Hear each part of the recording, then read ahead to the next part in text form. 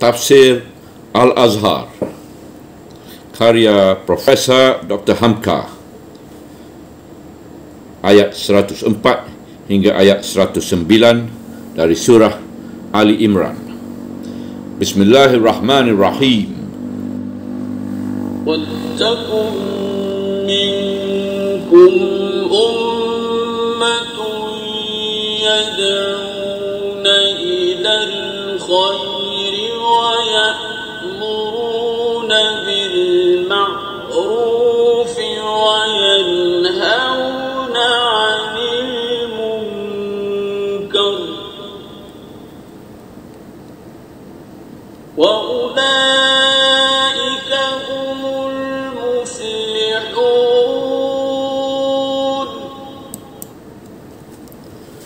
Ayat 104. Hendaklah ada antara kamu satu golongan yang mengajak kepada kebaikan, menyuruh berbuat yang ma'ruf dan melarang perbuatan mungkar.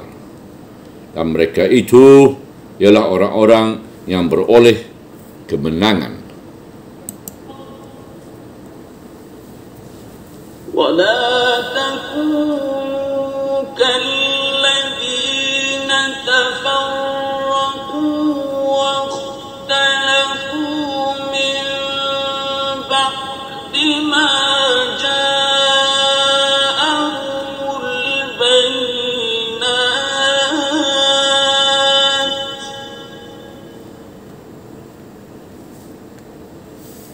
وَأُولَئِكَ لَهُمْ عَذَابٌ عَظِيمٌ. Ayat 105. Dan janganlah kamu menjadi seperti orang-orang yang telah berpecah belah dan berselisih sesudah datang kepada mereka keterangan-keterangan. Dan bagi mereka itulah seksaan yang besar.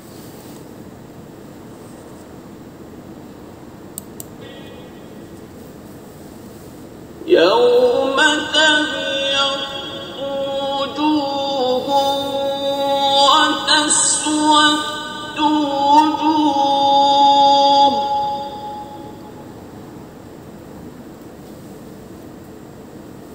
فَأَمَّا الَّذِينَ اسْوَدَّتْ وُجُوهُهُمْ أَكَفَرْتُمْ بَعْدَ إِيمَانِكُمْ فَذُوقُوا الْعَذَابَ بِمَا كُنتُمْ تَكْفُرُونَ.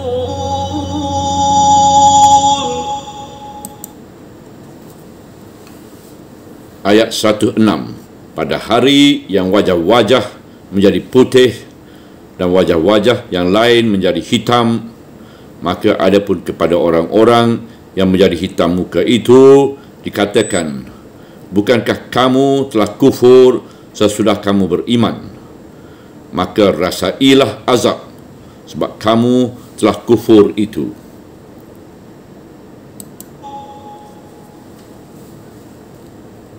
وَأَمَّا الَّذِينَ ابْيَضَّتْ وُجُوهُهُمْ فَفِي رَحْمَةِ اللَّهِ هُمْ فِيهَا خَالِدُونَ.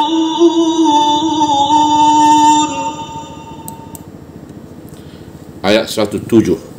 Dan adapun orang-orang yang putih muka itu, maka di dalam rahmat Allah lah mereka itu akan kekal.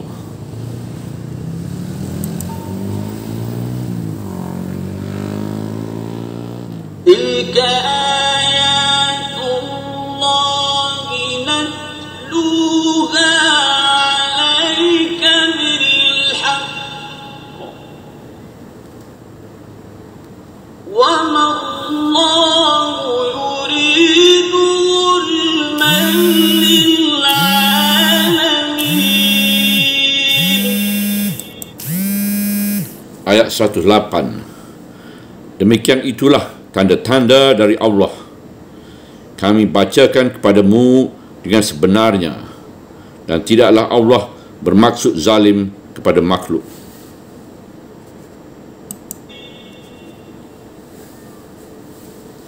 وَلِلَّهِ مَا فِي السَّمَاوَاتِ وَمَا فِي الْأَرْضِ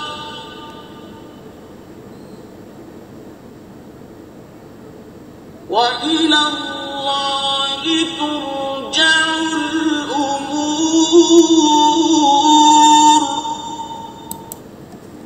Ayat 109. Kepunyaan Allah lah apa-apa yang ada di langit dan yang di bumi, dan kepada Allah lah akan dikembalikan segala urusan. Kepentingan dakwah. Hendaklah ada antara kamu satu golongan yang mengajak kepada kebaikan, menyuruh berbuat yang ma'ruf dan melarang perbuatan mungkar. Pangkal ayat 104. Kalau pada ayat yang telah lalu telah diterangkan bahawa nikmat Islam telah menimbulkan persaudaraan, menjinakkan hati dan menyebut umat manusia yang nyaris terbenam ke dalam neraka, maka untuk memelihara kokohnya nikmat itu, hendaklah ada dalam kalangan jemaah muslimin itu suatu golongan.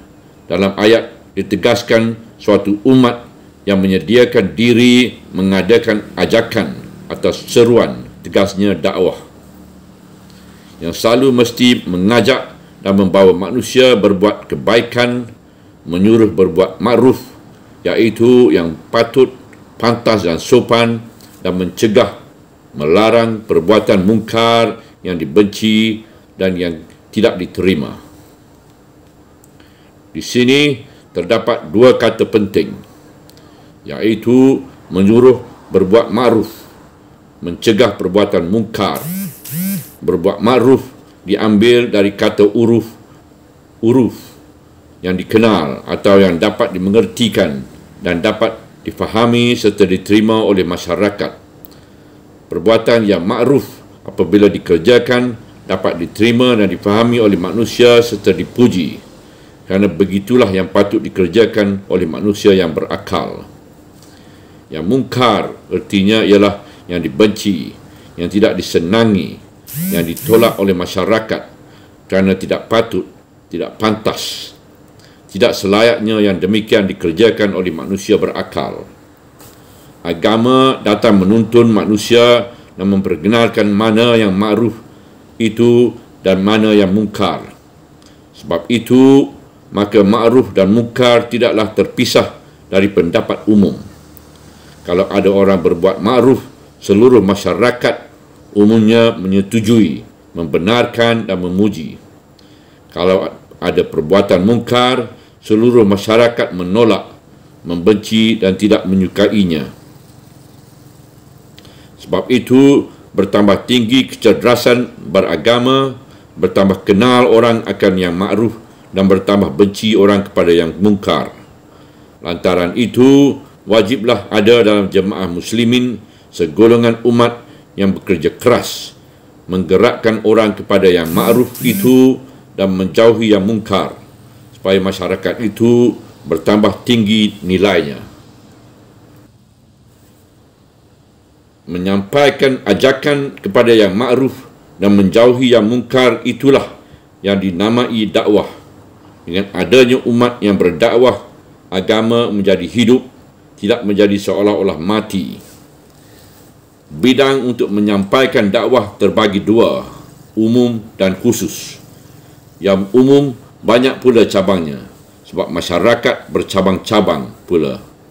Dakwah kepada kalangan umat Islam terdiri supaya mereka memegang agama dengan betul dan beragama dengan kesedaran. Dan pemeluk agama itu ada dalam segala bidang bermasyarakatan, dalam pertanian, perniagaan, pekerja tangan, pemburuan dan kepegawaian. Dipertimbangkan juga tingkat kecerdasan di kampung atau di kota, laki-laki, perempuan, tua ataupun muda, orang yang lebih cerdas atau yang tinggi pendidikannya dengan orang yang rendah kecerdasannya. dalam bidang umum termasuk propaganda menjelaskan kemurnian agama keluar. Pertama, bersifat mengajak orang lain supaya turut memahami hikmah ajaran Islam, dan kadang-kadang bersifat menangkis serangan atau tuduhan yang tidak-tidak terhadap agama. Yang bersifat khusus ialah dakwah dalam kalangan keluarga sendiri, menimbulkan suasana agama di kalangan keluarga, mendidik agar patuh akan perintah Tuhan, berlomba berbuat baik. Dakwah tidak berhenti walaupun antara sesama golongan sendiri. Di alam ayat bertemu 3 kewajipan yang dihadapi. Yang 2 berpusat kepada yang satu. Yang satu ialah mengajak kepada kebaikan. Dia menimbulkan 2 tugas. Pertama, menyuruh berbuat makruf. Kedua, melarang berbuat mungkar. Setengah ahli tafsir mengatakan bahawasanya yang bermaksud dengan al-khairi, yang bererti kebaikan dalam ayat ini ialah Islam, iaitu memupuk kepercayaan dan iman kepada Tuhan, termasuk tauhid dan makrifah. Dan itulah hakikat kesedaran beragama yang menimbulkan tahu memperbedakan yang baik dengan yang buruk, yang makruf dengan yang mungkar. Selanjutnya ialah timbul dan tumbuhnya rasa kebaikan dalam jiwa yang menyebabkan tahu pula dan berani menegakkan mana yang makruf dan menentang mana yang mungkar. Kalau kesedaran beragama belum tumbuh, menjadi sia-sia sajalah menyebut yang makruf dan menentang yang mungkar. Sebab untuk memperbedakan yang makruf dengan yang mungkar tidak lain dari ajaran Tuhan. Oleh sebab itu, dapatlah diambil kesan bahawa dalam mengadakan dakwah, hendaklah kesedaran beragama itu wajib ditimbulkan terlebih dahulu. Suatu dakwah yang mendahulukan hukum halal dan hukum haram sebelum orang menyedari agama adalah perbuatan yang percuma. Sama saja dengan seorang yang menjatuhkan talak pada isteri orang lain. Di sini kita bertemu dengan dua kata penting, iaitu pertama, ummatun, yang bererti umat. Hendaklah antara kamu ada sesuatu umat. Yang kedua, kata yad'unna, iaitu melancarkan dan menjalankan seruan. Tegasnya, dakwah. Dari ayat ini dapat difahami bahawa di kalangan umat Islam yang besar jumlahnya ini, dewasa ini tidak kurang dari 900 juta bilangannya, iaitu pada tahun Dr. Hamka, iaitu dalam tahun 1970-an. Sekarang sudah menjejak 1.5 bilion. Hendaklah ada lagi segolongan umat yang menjadi inti, yang kerjanya khusus mengadakan dakwah, atau hendaklah seluruh umat itu sendiri sedar akan kewajipannya mengadakan dakwah, sebab kehidupan agama, kemajuan atau kemundurannya sangat bergantung kepada dakwah. Ayat yang mengatakan hendaklah ada antara kamu segolongan umat yang menyeru kepada kebaikan, jelaslah bahawa bidang yang akan dihadapi oleh umat pemegang dakwah ini ada 2. Pertama, dakwah ke dalam kalangan umatnya sendiri, dan kedua, dakwah keluar kalangan Islam. Pada zaman hidup Rasulullah SAW dan beberapa waktu kemudian setelah beliau meninggal dunia, orang-orang telah beragama Islam sendiri masih menerima dakwah langsung dari Muhammad SAW dan para sahabat beliau. Maka hukum-hukum yang belum diketahui mereka minta penjelasannya kepada Rasul. Kalau tidak tahu, mereka bertanya. Dan setelah zaman Rasul dan zaman sahabat berlalu, datanglah ulama-ulama sejak tabi'in sampai kepada tabi'in sampai kepada ulama mutakaddimin, sampai kepada ulama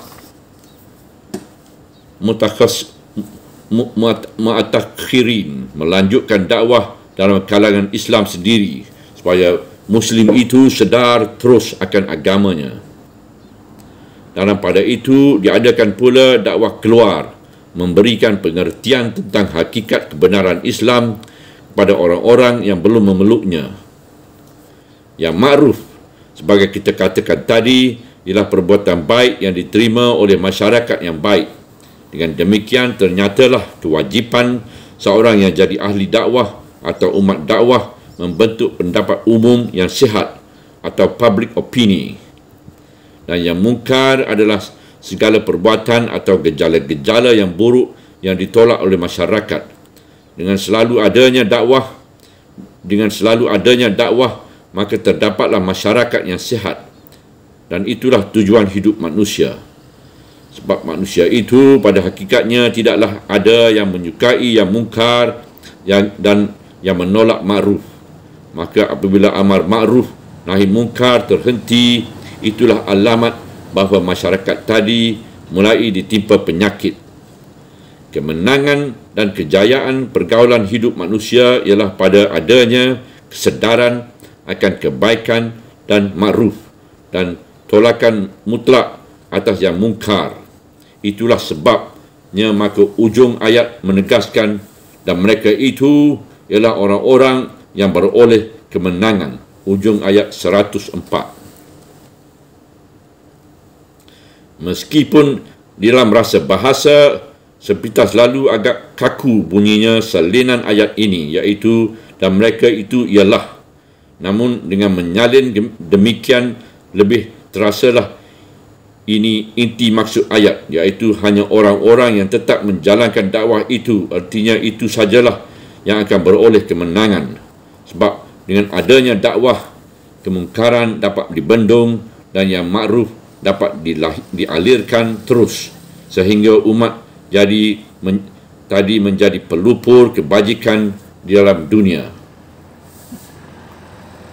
Ini sesuai dengan sabda Nabi Muhammad SAW tentang kepentingan amar ma'ruf nahi mungkar. Rasulullah SAW bersabda, "Demi Tuhan yang diriku ini adalah dalam tangannya, hendaklah kamu suruh mengerjakan yang ma'ruf dan kamu cegah sungguh-sungguh dari yang mungkar, atau dipastikan bahawa Allah akan menimpakan bencananya ke atas kamu. Setelah itu, kamu pun berdoa memohonkan kepadanya, tetapi permohonan itu tidak dikabulkannya lagi." Dirawikan oleh Tirmizi dari hadis Huzaifah radhiyallahu an. Malahan dakwah itu pun kadang-kadang dengan berjuang keras, iaitu jihad. Bersabda pula Rasulullah SAW, yang seutama-utama jihad perjuangan ialah kalimat keadilan di hadapan sultan yang zalim. Dirawikan oleh Abu Daud dan At-Tirmizi dari hadis Abu Sa'id Al-Khudri. Tersebut lagi dalam sebuah hadis yang dirawikan oleh Imam Muslim dari Abu Sa'id Al-Khudri juga, berkata Rasulullah SAW, "Barang siapa antara kamu yang melihat sesuatu yang mungkar, hendaklah dia mengubahkannya dengan tangannya. Jika tidak sanggup dengan tangan, hendaklah dia mengubahkannya dengan lidahnya. Jika dia tidak sanggup dengan lidah, hendaklah dia mengubahkannya dengan hatinya. Dan yang demikian dengan hati adalah selemah-lemah iman." Kemudian datang lagi sebuah hadis yang dirawikan oleh Imam Muslim dari hadis Abdullah bin Mas'ud, bahawa Nabi SAW bersabda, "Tidaklah ada seorang jua pun Nabi yang diutus Allah kepada umatnya sebelum aku, melainkan ada baginya di kalangan umatnya itu hawari dan sahabat-sahabat yang memegang teguh sunnahnya dan melaksanakan perintahnya. Kemudian muncullah sesudah mereka keturunan yang berkata tetapi tidak mengerjakannya dan memperbuat apa yang tidak diperintahkan. Maka barang siapa yang menentang mereka dengan tangannya, itulah dia orang yang beriman. Barang siapa yang menentang mereka dengan lidahnya, itulah orang yang beriman. Dan barang siapa yang menentang mereka dengan hatinya, itulah dia orang yang beriman. Di belakang itu tidak ada yang patut disebut iman lagi, walaupun sebesar biji sawi. Dengan hadis-hadis ini, kita mendapat kejelasan bahawasanya dakwah itu tidak boleh kendur. Hadis pertama menjelaskan bahawa lemahnya dakwah akan membawa malapetaka besar, yang kalau malapetaka itu datang, sudah sulit membendungnya. Dan pada hadis kedua dijelaskan lagi, buat menyuruh atau berdakwah untuk menyedarkan raja atau penguasa atau kepala negara, pemegang tampuk kekuasaan, mencegah dan membendung kezalimannya dan berani menuntut keadilan dan kebenaran adalah jihad yang sangat afdal. Hadis yang ketiga meletakkan kewajipan menegur dengan tangan sebagai kewajipan tingkat pertama, menegur dengan lidah sebagai kewajipan tingkat kedua, dan menegur dengan hati adalah yang paling bawah dan disebut sebagai iman yang paling remah. Hadis keempat memperkuat hadis ketiga ini bahawa di belakang menegur dengan hati, iaitu iman yang lemah itu, tidak ada lagi yang patut sebagai iman, walaupun sebesar biji sawi.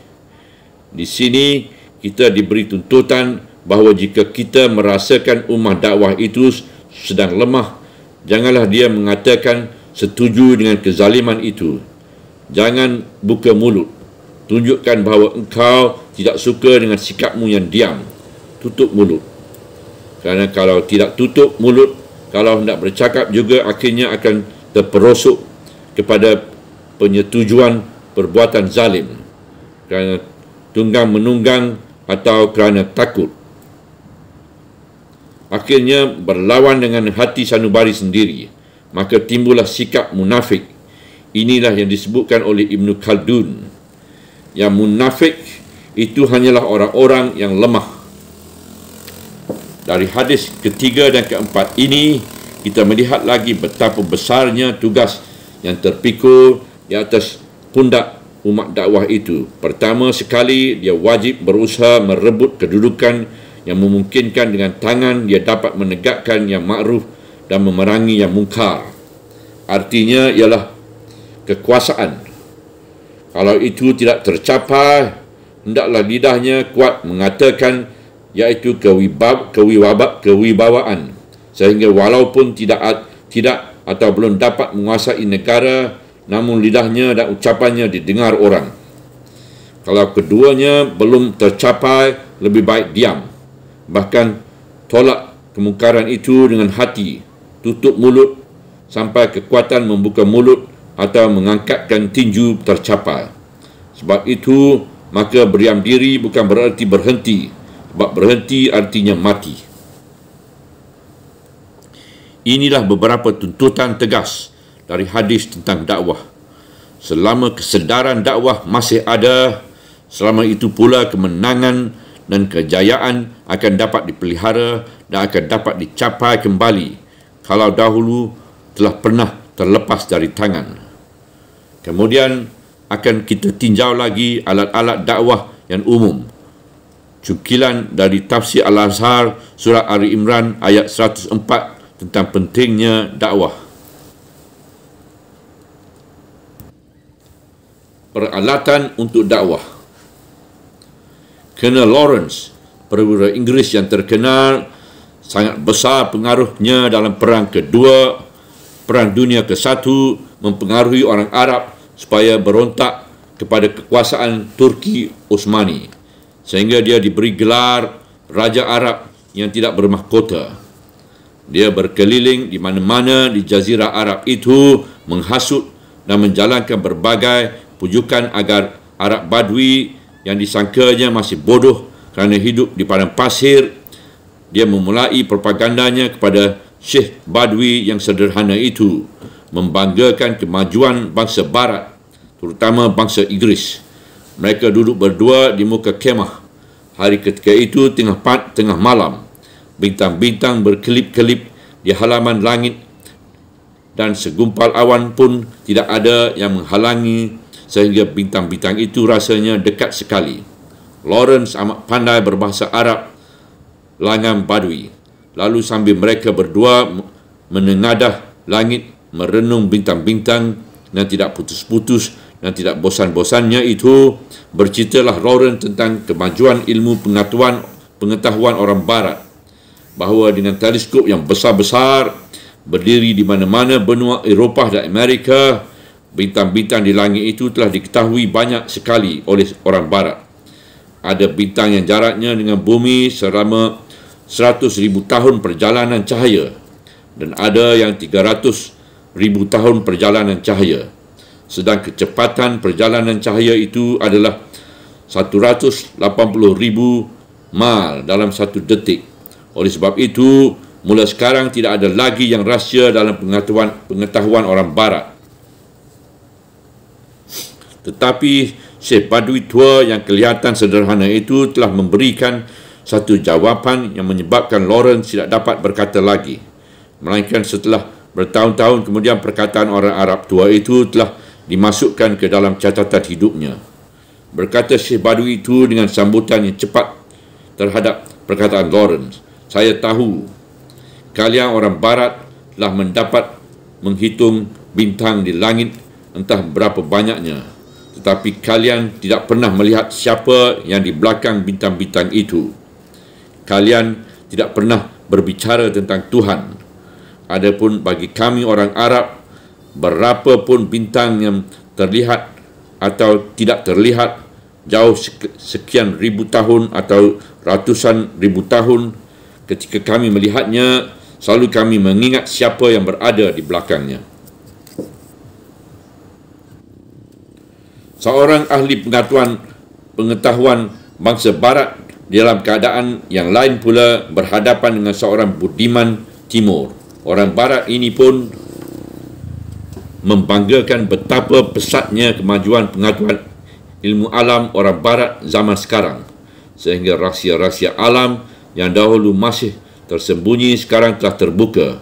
Sehabis dia berkata itu, menjawablah budiman Timur tadi, "Saya tahu kamu orang Barat telah dapat terbang di udara lepas laksana burung, di udara lepas laksana burung dan berenang dalam air laksana ikan.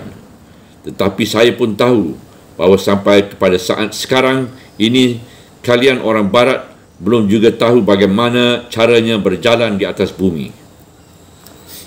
Dari kedua cerita ini dapatlah kita mengambil kesimpulan bagaimana sangat pentingnya dakwah agama dalam zaman moden ini, dalam zaman revolusi ilmu pengetahuan, terutama setelah diketahui betapa hebatnya tenaga yang tersimpan di dalam atom.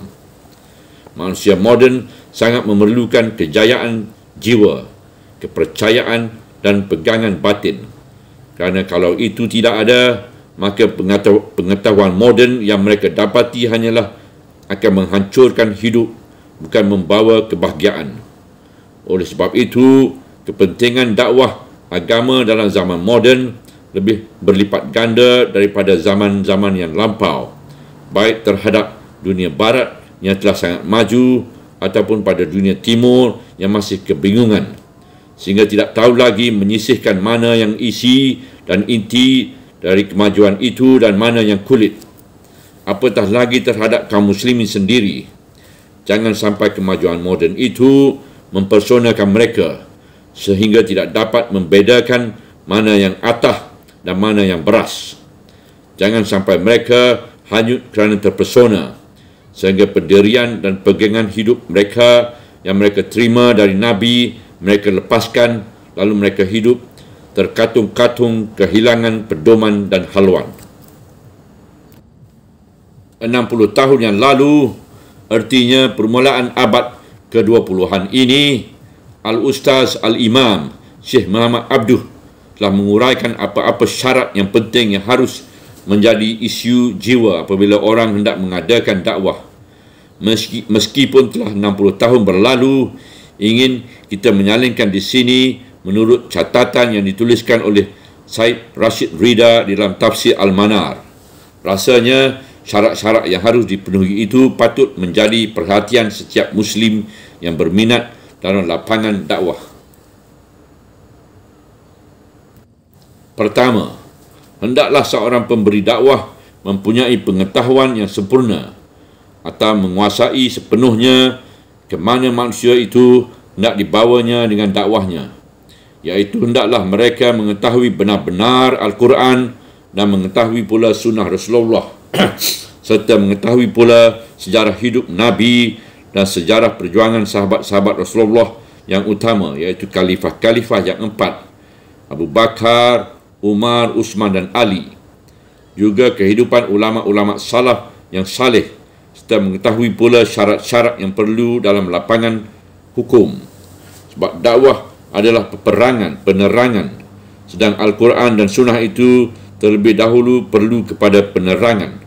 Dan hendaklah diinsafi sebelum bertindak kepada yang lain bahawasanya Al-Quran itu adalah petunjuk, perbandingan ibadah, pelajaran yang mempunyai daya tarik. Demikian pun sunnah Rasul dan sejarah beliau yang dapat dipertanggungjawabkan, artinya yang tidak bercampur dongeng sehingga dapat menjadi tuntutan bagi orang banyak. Kedua, berpengetahuan tentang keadaan ummah yang akan dilakukan dakwah kepadanya. Diketahui bagaimana ukuran pendidikan dan pengalaman dan lingkungan umat itu dan iklim negeri mereka serta budi kebiasaan mereka yang di dalam pengetahuan moden disebut suasana masyarakat mereka. Itulah yang disebut ethnology.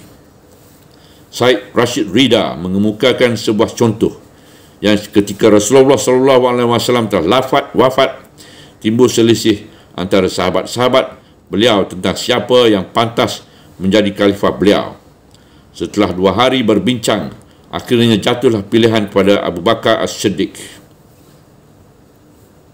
Meskipun semula masih ada suara yang menentang, tetapi akhirnya diterima baik oleh segala golongan kerana semuanya mengakui bahawa beliau sangat mengerti kebiasaan-kebiasaan tiap-tiap kabilah dan suku antara sekalian bangsa Arab. Mudarnya dan rabiahnya, adnannya dan khatanahnya. Mengetahui bukan berarti menghafal nama-nama suku dan kaum. Mereka mengetahui tabiat yang umum dan akhlak mereka. Sebagai perumpamaan, kita zaman sekarang mengetahui perbezaan laku perangai orang Batak, orang Minangkabau, orang Sunda, orang Jawa, orang Bugis, orang Banjar dan sebagainya. Sebab itu, seketika timbul pemberontakan di mana-mana sampai beberapa orang di daerah-daerah yang jauh mengatakan lepas dari pusat pimpinan pemerintahan mengakui menjadi Nabi sendiri sesudah Rasulullah SAW sebagai Musallamah Al-Kazzab, Aswad Ansi atau Sajjah binti Harid atau Malik bin Nairah. Abu Bakar dengan berani dan tegas memadamkan sekalian pemberontakan itu, meskipun Umar bin Khattab yang gagah berani menjadi mundur maju.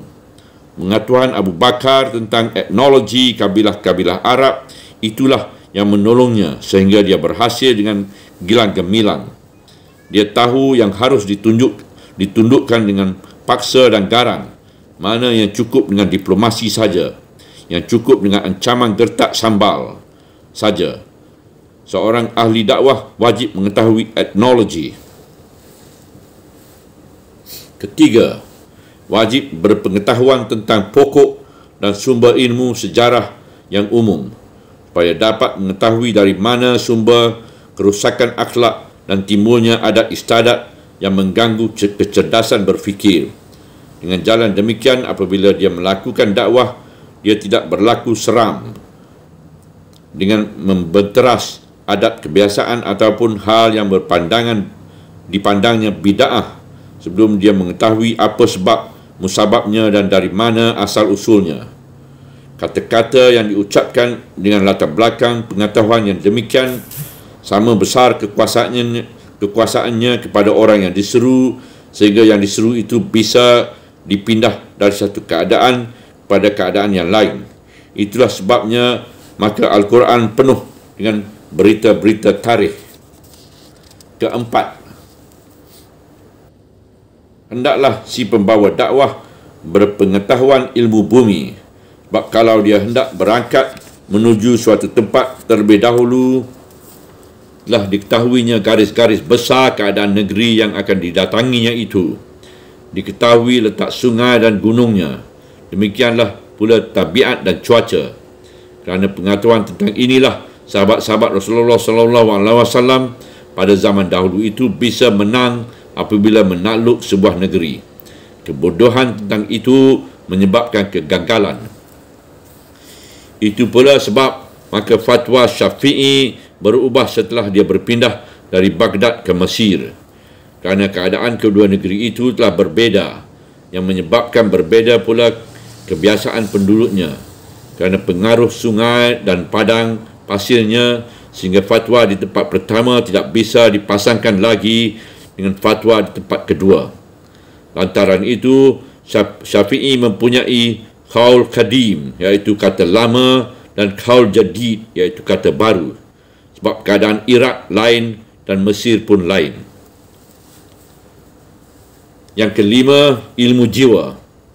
Kepentingan ilmu jiwa ialah menghadapi diri seseorang itu atau apa yang kita namai sekarang peribadi, sama pentingnya dengan mengetahui sejarah untuk mengetahui keadaan umat dalam keseluruhannya. Ini tentu saja hanya mengetahui soal-soal ijtihadiah. Ialah memberikan pendidikan atau menerangkan sesuatu ilmu yang menyampaikan seruan akan gagal orang tidak mengetahui jiwa. Ilmu jiwa pada zaman sekarang telah meluas sekali. Belum tentu seorang profesor yang biasa mengajar di sekolah tinggi akan berhasil menyampaikan seruan kepada orang kampung yang buta huruf dan buta ilmu. Seorang profesor itu kaku ilmu dalam dan luas mengenai yang diketahuinya, tetapi belum tentu dia tahu keadaan si pendengar yang menyimakkan kuliah yang diberikannya. Oleh itu, penafsir ini pernah mengatakan dalam permulaan sesuatu kuliah umum yang diadakan pada Fakulti Ekonomi Universiti Andalas di Padang di permulaan Ogustus 1966. Saya lebih senang menghadapi mahasiswa dalam aula ini dan lebih sukar jika menghadapi orang kampung. Beberapa orang dosen sangat tercengang kerana mereka sukar memberikan kuliah sebab yang diberikan itu adalah ilmu. Sedang kepada orang kampung kita tidak pernah memberikan ilmu dalam-dalam. Dosen itu berkata demikian kerana dia tidak biasa menghadapi orang kampung. Dia belum merasai betapa sukar memberi pengertian ilmu secara popular kepada orang-orang yang belum ada dasar penerima di dalam otaknya. Saya sudah kerap kali melihat bahawa seorang profesor yang sangat ahli dalam satu ilmu gagal sama sekali ketika membawa ilmunya itu kepada orang kampung. Di sinilah perlunya ada ilmu jiwa, sehingga sebagai seorang pembawa dakwah jangan sampai berolah kegagalan dalam menghadapi masyarakat yang berbagai golongan dan berbagai pula tingkatan pendidikannya. Keenam, ilmu akhlak, iaitu ilmu yang mengupas perbezaan yang baik dan yang buruk, yang terpuji dan yang tercela. Untuk ini tidak berapa perlu memperpanjangkan penyelidikan tentang nilai etika menurut ajaran Aristotle, sebab akhlak bukan semata-mata berilmukan, tetapi diamalkan dan diperlihatkan contoh teladannya. Sebab itu baiklah lebih banyak mengetahui anekdot, cukilan dan kehidupan sehari-hari. Rasulullah SAW atau sahabat-sahabat beliau atau orang-orang soleh yang lain yang akan dapat dijadikan contoh teladan oleh orang yang diberi dakwah, terutama oleh si pembawa dakwah itu sendiri. Dengan demikian kita dapat memberikan contoh nyata bahawa tuntutan-tuntutan Tuhan dalam Al-Quran dan anjuran Rasulullah dalam amar ma'ruf dan nahi munkar bukanlah semata-mata tulisan, akan tetapi dijalankan dan tidak pernah ada orang yang menjalankan. Bahagian ilmu akhlak ini adalah garam saraf syarat yang diperlukan, kerana teladan baik yang ditunjukkan oleh si pembawa dakwah sendiri dalam laku dan perangainya, itulah yang akan lebih banyak menolong menghasilkan apa yang dia dakwahkan. Ketujuh, ilmu masyarakat, iaitu ilmu sosiologi. Ilmu masyarakat adalah suatu ilmu hidup sebab dia mengaji, membahas dan menyelidiki sebab-sebab kemajuan atau kemunduran suatu bangsa atau perangsurannya dari zaman sederhana badui sampai menjadi bangsa yang bertamadun. Bagaimana masyarakat itu tumbuh, lalu berkembang, lalu layu sebelum berbuah. Ilmu masyarakat berkelindan dengan ilmu sejarah dan ilmu akhlak atau bersumber dari keduanya. Dan di antara ilmu masyarakat dengan filsafat sejarah, sulitlah memisahkannya. Kadang-kadang orang mengatakan bahawa sejarah berulang, tetapi setengah manusia lalu mengatakan bahawa sejarah tidaklah pernah berulang. Yang berulang ialah laku perangai manusia. Pelaku-pelaku sejarah yang besar-besar dapat mempelajari sebab-sebab kejayaan atau kegagalan orang yang dahulu daripadanya, tetapi bila dia yang menjalankan lakonnya, dia pun kerap kali juga jatuh sebagaimana jatuhnya orang dahulu daripadanya. Yang terkenal sebagai pelopor ilmu ini dalam Islam ialah Ibn Khaldun, dan yang terkenal sebagai pembangunannya yang pertama di barat ialah Auguste Comte. Maka ilmu masyarakat ini amat perlu bagi si pembawa dakwah dalam zaman moden, dan dasar-dasarnya dan dalilnya terdapat banyak sekali di dalam Al-Quran. Kelapan, ilmu politik. Ini amat diperlukan oleh seorang pembawa dakwah untuk mengetahui dalam zaman apa dia hidup. Terutama sekali dia harus mengetahui susunan pemerintahan dalam negeri tempat dia melakukan dakwah.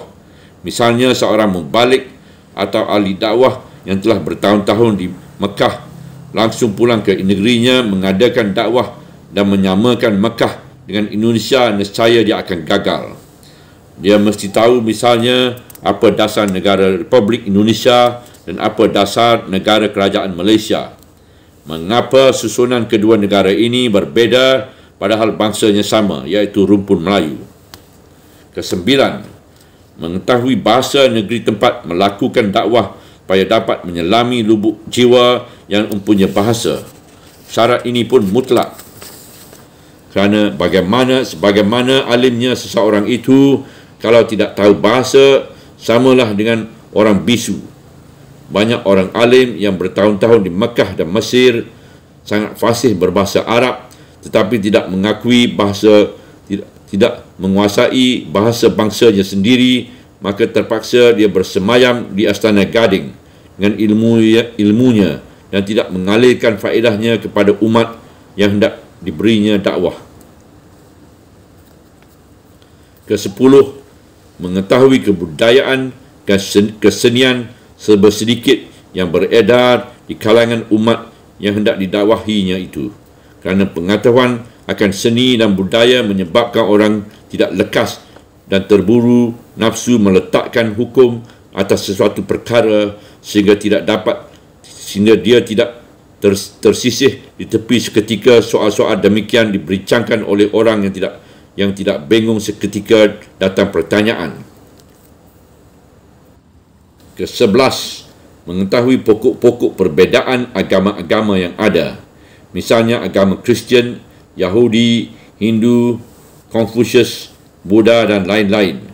Dan mengetahui pula perbezaan pendapat antara mazhab-mazhab sehingga timbul keluasan faham dalam menghadapi ummah. Jangan sampai merasakan bahawa yang umat Islam itu hanyalah kawan yang semazhab sahaja atau sefaham sahaja. Tegasnya jangan sampai kalau dia misalnya seorang mubalik Muhammadiyah hanya sanggup berhadapan dengan orang Muhammadiyah saja dan merasa kecil jiwanya berhadapan dengan orang luar Muhammadiyah. Demikianlah secara ringkas kita terangkan 11 ilmu alat dakwah yang dipandang amat perlu dipersiapkan oleh seorang yang mencebur diri ke dalam lapangan dakwah menurut ajaran Syekh Muhammad Abduh. Di samping itu, Tentu saja diperlukan kefasihan lidah berkata-kata, keberanian menyatakan pendapat, kebebasan berfikir, bebas daripada taklid, mempunyai pertimbangan sendiri, dan dipatrikan oleh satu lagi, iaitu berani berkorban dan berani menderita. Dan di atas itu semuanya, dakwah yang paling berhasil ialah bila budi akhlak tidak pernah menunjukkan kepalsuan. Sebab sekali lancung ke ujian, selamanya orang tidak akan percaya lagi. Banyak ahli dakwah yang gagal sebab budinya yang buruk telah kedapatan. Kita baca riwayat bahawa pada permulaan zaman Renaissance di benua Eropah, timbullah gerakan ilmu pengetahuan, penyelidikan rahsia-rahsia alam. Segala gerakan pembaharuan itu dihalang-halangi oleh pendeta-pendeta, atau lebih terkenal lagi dengan sebutan kaum gereja. Maka timbullah pertentangan yang amat sengit antara ahli-ahli pengetahuan dengan ahli-ahli agama. Pada waktu gereja memegang tampuk kekuasaan di samping raja atau kadiol sebagai yang terdapat di Perancis, Galilei dihukum kucil dari gereja, bahkan sampai dipenjarakan sebab dia mengeluarkan pendapat bahawa bumi itu bulat. Dan banyak lagi ahli pengetahuan yang bernasib lebih buruk daripada Galilei. Akhirnya kerana pertentangan yang sengit yang tidak dapat didamaikan, itu timbullah gerakan memisahkan negara dari gereja. Dan apabila disebut orang gereja atau uskup atau kardinal ataupun paus di Vatikan, sekalipun fikiran orang melayang kepada kebuburukan, kebodohan, sempit faham, fanatik dan anti ilmu pengetahuan. Tetapi tantangan yang demikian hebat dari kalangan ahli-ahli ilmu pengetahuan akhirnya menimbulkan kesedaran ahli-ahli gereja atau penguasa gereja. Mereka lalu berusaha memperbaiki diri dan pendirian. Berpuluh-puluh antara penguasa gereja itu mendalami hakikat ilmu pengetahuan itu, sehingga mereka sendiri pun dapat menguasainya, sampai keluar dari dalam gereja pendeta-pendeta, ahli ilmu alam, ahli berbagai-bagai ismi, turut memecahkan soal-soal ekonomi yang menjadi masalah dunia. Orang berbicara misalnya tentang falsafah eksistensialisme yang menonjol pada zaman nama-nama filosof sebagai Jean-Paul Sartre dan Albert Camus. Maka dari gereja timbul pula pendeta yang suaranya didengar orang dan falsafahnya dipertimbangkan orang. Mereka pun ada yang tekun di laboratorium mengadakan penyelidikan tentang rahsia atom, rahsia radioaktif dan sebagainya, sehingga mereka lebih menang dari ahli pengetahuan sekular yang memisahkan negara dengan gereja. Sedang pendeta-pendeta itu kaya rohaninya dan jasmaninya, ilmunya dan imamnya. Dengan demikian, golongan yang memisahkan ilmu pengetahuan dengan agama itu pada zaman sekarang ini sudah termasuk dalam barisan kaum kolot. Dan dengan sebab itu pula, betapapun usaha kaum tidak beriman hendak menyampingkan agama tidaklah berhasil lagi, sebab kaum agama sendiri dalam bidang dakwah telah termasuk ke tengah medan. Bagaimana pula kita kaum muslimin? Bagaimana bagi angkatan muda yang ada minat kepada dakwah, padahal agama kita sendiri, agama Islam, tidaklah membenci ilmu, sehingga ada sebuah hadis mengatakan bahawa cinta orang yang menuntut ilmu kadang-kadang lebih suci daripada darah orang yang mati syahid. Bagaimana dakwah Islam akan hidup kalau di Singapura pada tahun 1960 Masihi ada seorang kadi yang berfatwa bahawa orang Islam haram pergi ke bulan? Dakwah dalam ayat ini ialah menyeru manusia kepada jalan yang baik. Lalu ditegaskan lagi, iaitu berani menyuruh berbuat baik dan mencegah perbuatan yang mungkar. Bagaimana seorang ahli dakwah akan jaya kalau dia sendiri tidak dapat memberikan penilaian atas baik dan buruk, atau makruf dan mungkar dalam masyarakat yang bersimpang siur ini? Bagaimana melangsungkan dakwah kalau keadaan umat yang didakwahinya itu tidak diketahui keadaannya. Jeneral-jeneral memimpin suatu peperangan penyerbuan ke daerah musuh. Mereka mutlak wajib mengetahui medan dan cuaca. Barulah mereka melancarkan serangan. Dan serangan tidak boleh pula membabi buta, melainkan mempunyai taktik dan teknik. Meskipun tujuan baik dan suci, tidaklah akan diperoleh kemenangan dan kejayaan kalau keadaan medan yang dihadapi tidak diketahui dan tidak pula diperhatikan cuaca udara pada saat akan memulakan penyerbuan. Dan kerugian akan banyak kalau taktiknya dan tekniknya tidak tepat. Demikian pula lah bidang dakwah. Itu sebabnya maka dalam ayat yang tengah kita tafsirkan ini disebutkan bahawa yang mengadakan dakwah itu hendaklah satu umat, artinya terorganisasikan dengan teratur sehingga umat itu dalam berbilang orang menjadi satu kerana kesatuan tujuan. Kalau sekiranya suatu gerakan Islam di Indonesia ataupun pemerintah Republik Indonesia sendiri hendak mendirikan sebuah akademi dakwah, adalah sangat baik jika kesebelasan ilmu yang perlu itu dijadikan mata kuliah dalam akademi tersebut, sehingga mubalik dan ahli-ahli dakwah akan dapat menghadapi tugasnya dengan baik. Sebab Imam Malik pernah mengatakan bahawasanya seorang ulama hendaklah menjadi suluh zamannya. Maka janganlah mubalik atau ahli dakwah itu membawa suluh yang lebih gelap dari masyarakat yang hendak diberinya terang. Jangan sampai terdapat kecanggungan si mubalik dan ahli dakwah menghadapi umum kerana kurang persiapannya. Subhanallah walhamdulillah wala ilaha illallah wallahu akbar wala hawla wala quwata illa billahil aliyyil azim wala hawla wala quwata illa billahil aliyyil azim.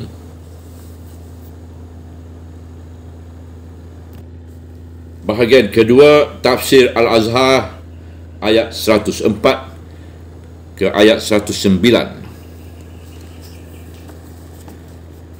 Berpecah sesudah mendapat keterangan. Dan janganlah kamu menjadi seperti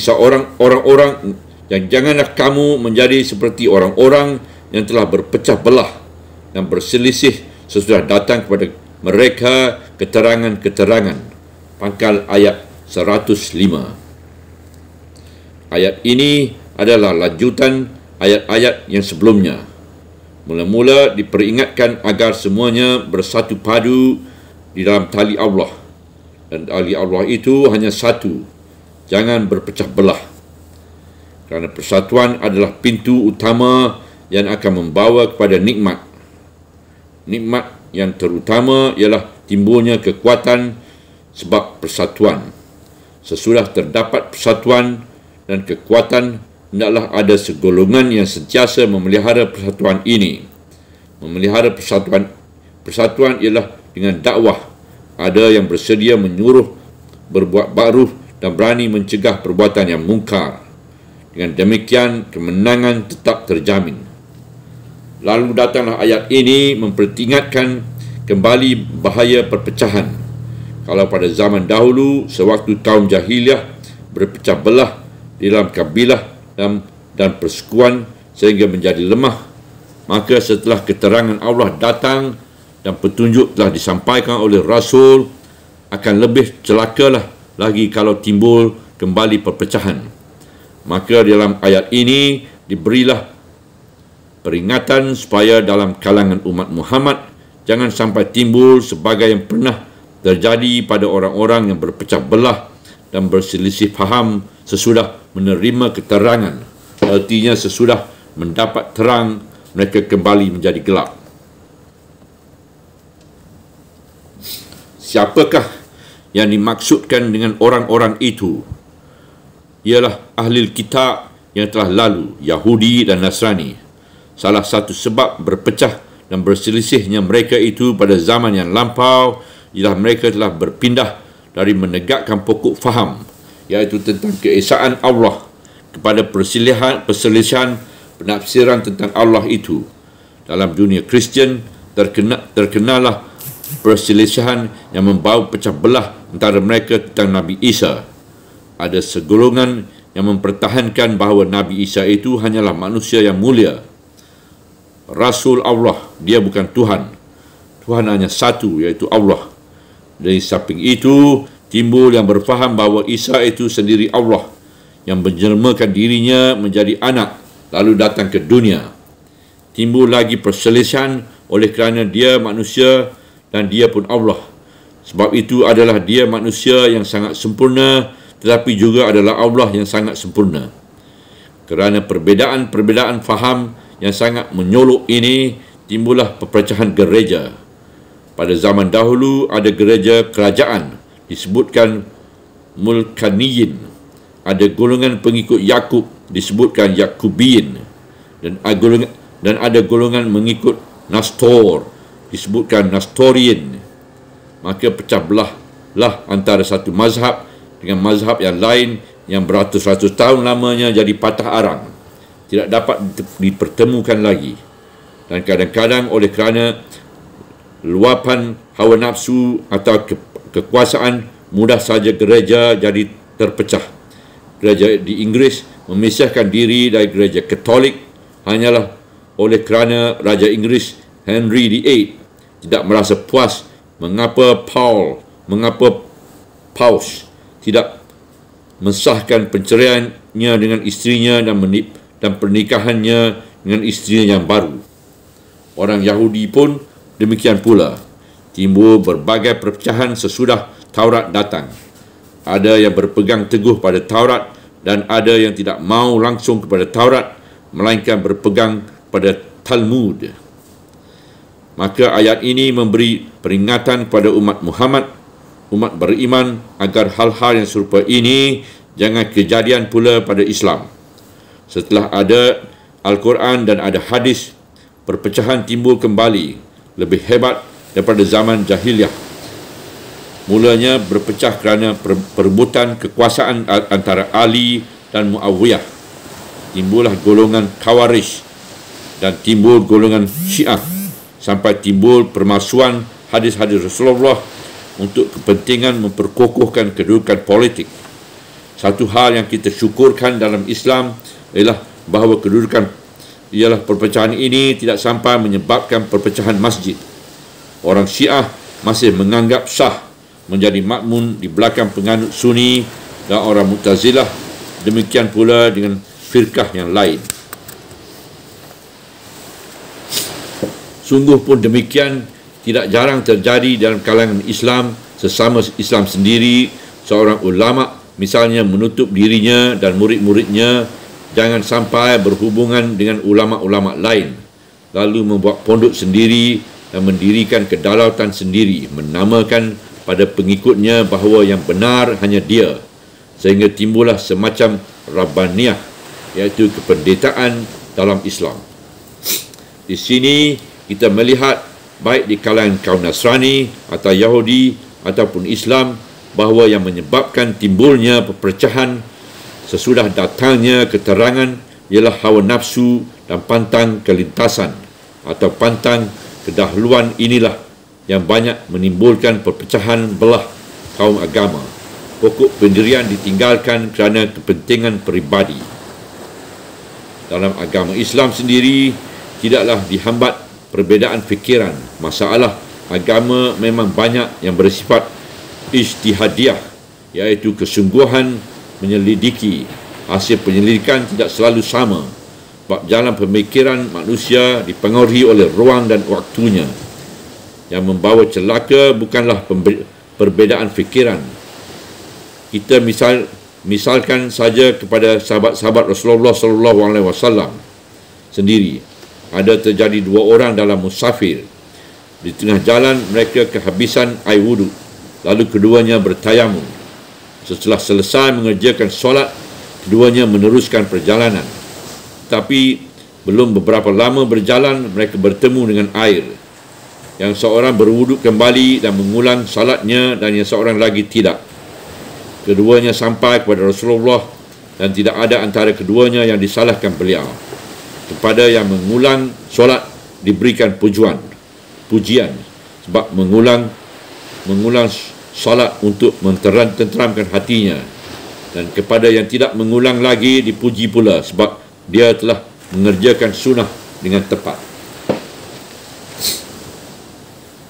Terkenal pula dengan sebuah riwayat yang sahih ketika berperang menghadapi Yahudi Bani Quraizah, supaya segera sampai ke tempat Bani Quraizah yang hendak dikepung itu. Padahal hari sudah telah petang, Nabi SAW memerintahkan supaya perjalanan di Bani Quraizah diteruskan saja, dan sampai di sana saja nanti solat asar. Padahal setelah berjalan secepat-cepatnya, malam hari baru sampai di Bani Quraizah. Sahabat-sahabat Rasulullah yang patuh menjalankan perintah itu solat asarnya pada malam hari waktu Isya. Tapi beberapa sahabat yang lain mengerjakan juga sembahyang di tengah perjalanan sehingga tidak luput baginya waktu asar. Yang pertama, memahamkan perintah Rasulullah SAW dengan patuh dan tidak berfikir lagi. Dan yang kedua, menimbang bahawa yang dimaksudkan oleh Rasulullah ialah supaya lekas sampai. Lalu mereka kerjakan juga solat asar pada waktu, dan mereka berjalan lebih cepat sehingga sampai juga malam hari di Bani Quraizah bersama-sama dengan kawan-kawan yang lain. Kedua-duanya tidak ada yang dicela oleh Rasulullah SAW. Dari kedua perumpamaan ini tampaklah bahawa sejak zaman Rasulullah sendiri sudah terdapat dua macam pemikiran tentang agama dan hal yang mengenai ijtihadiyah. Keduanya tidak ada yang salah, sebab keduanya tanggungjawab diri sendiri di hadapan Allah dan Rasul yang terkumpul di dalam sama-sama taat. Itulah sebabnya pula maka terkenal di dalam catatan riwayat bahawa seketika Imam Syafi'i mulai menginjakkan kakinya ke negeri Baghdad, dipersilahkan orang menjadi imam jemaah solat subuh. Beliau tidak membaca kunut, padahal yang sudah tahu bahawa beliau memandang kunut itu suatu sunnah yang harus dipentingkan. Lalu sehabis solat ada orang bertanya mengapa beliau tidak berkunut, padahal menurut fatwa beliau sendiri berkunut. Lalu beliau jawab bahawa di daerah Iraq itu fatwa Imam Hanafiyah lah yang terbiasa dipakai orang. Rupanya beliau tidak mahu mengganggu perasaan orang, apatah lagi beliau ketika itu baru datang. Oleh sebab itu, maka dalam masalah ijtihadiyah itu tidak ada halangan bertasamuh, berlapang dada, memberi menerima. Orang yang berkeras mempertahankan suatu masalah ijtihadiyah biasanya bukanlah orang yang luas pengetahuan, melainkan orang-orang yang diikat oleh taklid kepada suatu pahaman atau berkeras mempertahankan pendirian yang sudah diputuskan oleh segolongan. Sebagaimana di satu waktu penulis ini pernah datang ke suatu tempat, penulis masih saja membaca Al-Fatihah dengan sir di belakang imam yang sedang menjahar. Lalu sehabis solat telah dikeroyah oleh beberapa teman yang perkumpulannya telah ganti memutuskan bahawa mereka telah memilih pendirian di belakang imam yang membaca jahar. Si makmum tidak usah membaca lagi. Atau di suatu tempat yang lain lagi, penulis dipersilakan menjadi imam. Lalu ketika membaca salam, penutup solat tidak membaca salam dengan wabarakatuh, padahal majlis tarjih perkumpulan telah memutuskan bahawa mereka memilih salam memakai wabarakatuh. Syukurlah kerana di dalam Islam tidak ada selisih dalam hal pokok. Misalnya subuh tetap 2 rakaat, tidak boleh lebih atau tidak kurang, ataupun isyak 4 rakaat, tidak boleh lebih atau kurang. Sehingga dalam soal pokok tidak ada selisih, hanya dalam soal ijtihadiyah ada selisih. Perpecahan dan perselisihan kita kurangi dengan jalan hormat, menghormati pendapat masing-masing. Di hujung ayat berfirmanlah Tuhan, dan bagi mereka itulah siksaan yang besar. Hujung ayat 105. Sebagaimana bunyi ayat terdahulu, dan bagi mereka itulah kemenangan, sekarang terjadilah sebaliknya, dan bagi mereka itulah siksaan yang besar. Siksaan yang amat besarlah bagi orang yang hanya berpecah belah dan berselisih. Siksaan dunia akhirat ini sudah dapat dibuktikan sendiri oleh masing-masing pribadi kita kalau kita bermusuh dan berselisih dengan orang. Bersungguh-sungguh pecah belah dan selisih menjadi siksaan batin. Fikiran orang yang tengah berselisih dan bermusuh dengan orang lain tidaklah tenteram, apatah lagi perselisihan dan pecah belah antara golongan dengan golongan. Padahal terjadi dalam satu agama dan satu pegangan, berpecah belah dan berselisih kerana perlainan faham. Oleh kerana berpecah belah dan perselisihan, kerap kali satu pihak memilih berbagai sikap untuk menjatuhkan yang lain. Kerugian dan pertumpahan darah kerana perselisihan perkara dunia dan perebutan kuasa antara Ali dan Muawiyah telah menyebabkan di medan perang Siffin, tentera Ali tewas 35,000 orang dan tentera Muawiyah 45,000 orang. Bukankah ini suatu siksaan yang benar? Syukurlah akidah Islamiah sendiri masih kokoh pada waktu ini, dan pecah belah hanya kerana berebut kuasa duniawi, kerana ambisi politik yang amat keras pada Muawiyah, sehingga betapapun kerugian dan penderitaan dan kehilangan begitu banyak jiwa setelah Muawiyah berkuasa, perluasan kekuasaan Islam tidak terhambat. Ingat lagi betapa kerugian jiwa dan kehancuran seketika Bani Abbas merebut kekuasaan dari tangan Bani Umayyah.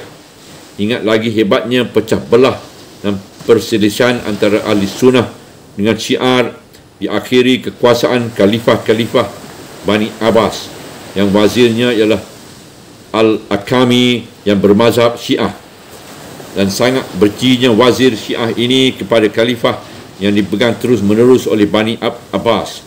Wazir itulah yang mengkhianati dialah daulah Islamah Bani Abbas yang mempermudahkan masuknya tentera Tatar dan Mongol di bawah pimpinan Hulaku ke dalam kota Baghdad.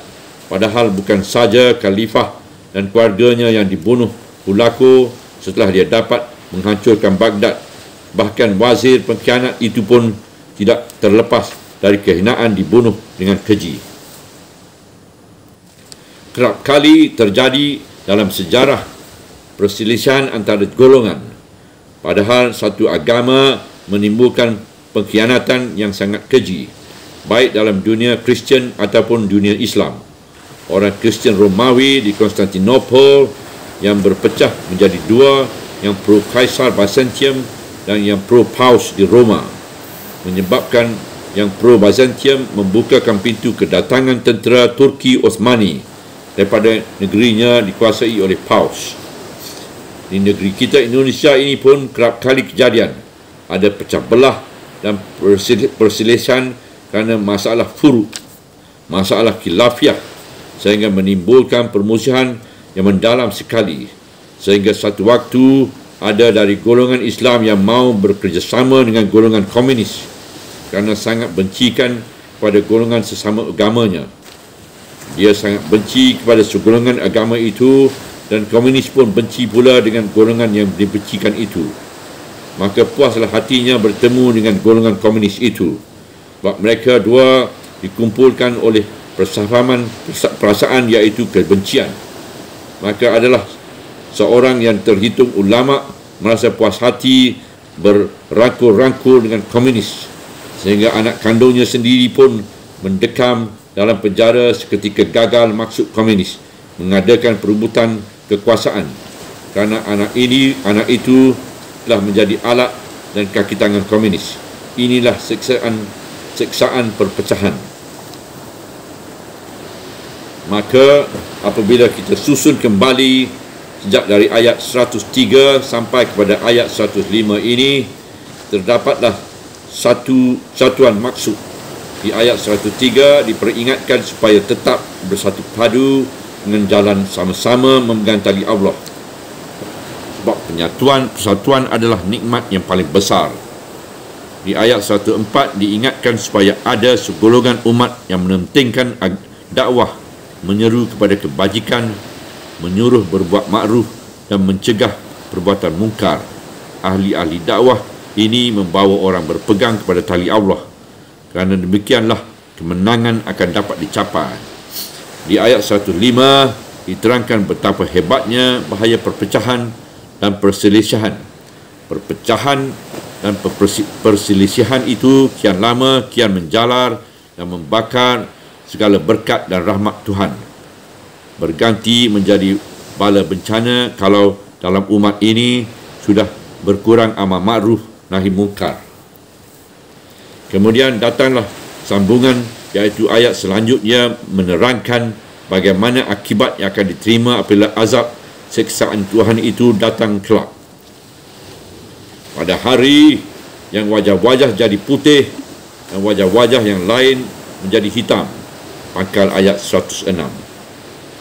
Baik di dunia ataupun di akhirat akan terdapatlah dua macam muka atau wajah. Ada wajah yang putih bersih sebab hatinya senang, sebab dia tidak menuruti hawa nafsu dan tidak terjerumus ke dalam perselisihan dan pecah belah.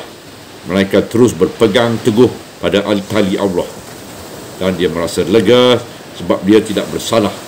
Sebaliknya, orang yang wajahnya hitam pekat, artinya kusut, mesat, keruh dan kerut kerana susah hati, kerana buruk hati, kerana kizib dan khianat. Wajah membayangkan apa yang terkandung dalam hati kerana tidak mahu menempuh jalan yang benar. Maka berkatalah ayat selanjutnya, maka adapun kepada orang-orang yang menjadi hitam muka itu dikatakan, bukankah kamu telah kufur sesudah kamu beriman? Sebagai kita katakan tadi, ancaman ini adalah ancaman dunia dan akhirat. Di akhirat sudah terang ancaman neraka. Sebelum itu, di dunia mereka mendapat azab akibat perpecahan sesama sendiri. Cubalah kaji dalam sejarah. Salah satu sebab yang terbesar dari malapetaka yang menimpa kaum muslimin ialah perpecahan sesama mereka sampai beratus tahun negeri-negeri mereka dapat dijajah oleh bangsa-bangsa asing yang berbeza agama. Di dunia ini, azab Allah dengan kehilangan kemerdekaan adalah satu azab yang paling pedih. Di dunia ini, azab Allah dengan kehilangan kemerdekaan adalah satu azab yang paling pedih. Di dunia ini, azab Allah dengan kehilangan kemerdekaan adalah satu azab yang paling pedih. Dan adapun orang-orang yang putih itu muka itu di dalam rahmat Allah lah mereka itu akan kekal.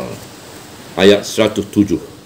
Orang-orang yang putih muka kerana nikmat Allah dan kekal dalam nikmat itu ialah selalu memelihara dakwah ukhuwah sesama Islam dan tali yang teguh dengan Allah. Muka mereka menjadi putih jernih di dunia dan dapat mengatasi segala kesulitan. Disegani kerana kebesaran mereka dan kejujuran mereka. Yang berat dapat mereka pikul dan yang ringan dapat mereka jinjing. Dan mereka dapat menegakkan suasana aman damai dalam hati dan dalam pergaulan. Nikmat akhirat jangan dikatakan lagi, sebab itulah tujuan hidup yang sebenarnya. Bagi Muslim, nikmat dunia sangat dirasakan sebab dunia itu menuju akhirat. Hakikat dunia tidaklah ada kepuasan 100%. Kadang-kadang kecewa juga. Namun dengan adanya harapan akan akhirat, timbullah semangat yang baru untuk selalu melanjutkan amal. Putih muka di akhirat ialah kerana dapat melihat wajah Allah. Demikian itulah tanda-tanda dari Allah. Kami bacakan kepadamu dengan sebenarnya. Pangkal ayat 108. Ayat Allah yang pasti berlaku dalam dunia ini mengandung sebab dan akibat, pangkal yang menempuh ujung yang tidak dapat diganti dengan ayat lain lagi. Islam akan terus hidup selama dakwah masih tegak. Islam akan berantakan apabila dakwah telah padam, akan hancur dari dalam kalau perpecahan telah datang dan perselisihan lebih dikemukakan. Kalau sampai sekarang ini sudah 14 abad lamanya, alhamdulillah Islam masih hidup. Ialah kerana di samping seruan perpecahan masih ada golongan yang tidak mengiri menganan, terus menuju maksud menegakkan Islam. Perimbangan antara tenaga pembangun dengan tenaga penghancur inilah yang membentuk perjalanan sejarah. Dan tidaklah Allah bermaksud zalim kepada makhluk. Hujung ayat 108. Maka kalau terjadi apa yang tidak menyenangkan hati, janganlah Allah disalahkan, kerana selidikilah di mana letak kesalahan. Kesalahan tentu terdapat pada diri kita sendiri, kerana zaman selalu berputar, sejarah selalu berjalan. Roda waktu bukan surut ke belakang, tetapi harus maju ke depan.